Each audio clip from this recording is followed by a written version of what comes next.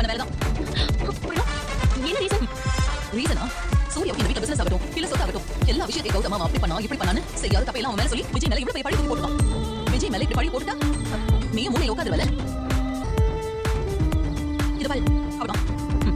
அதுதான் நீயும் பாதிக்கப்பட்ட. அனாமிகா, புரியுதா? நீ எனக்கு கூட நான் சொன்னதுல இருக்க விஷயம் உனக்கு நல்லா புரியும்.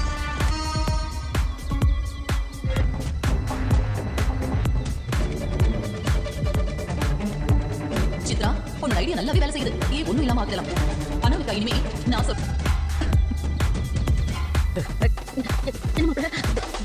நான் வந்து உங்களை பார்த்து பேசணும்னு நினைச்சிட்டு திடீர்னு அம்மாக்கான விஷயம் உங்ககிட்ட பேசணும்.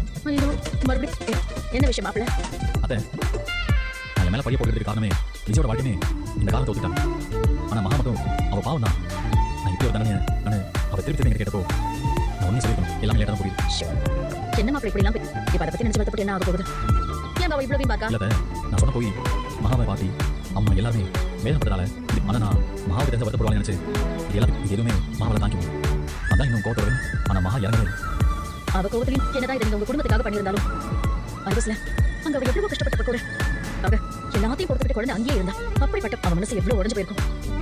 நல்ல வேலை விடாம மாப்பிள்ள கல்யாண நாள்ல இருந்தே அவங்க கஷ்டம். அதனால தான் நான் எப்படியாவது அவசரம் பண்ணணும்னு நான் முயற்சி பண்ணிட்டு இருக்கேன்.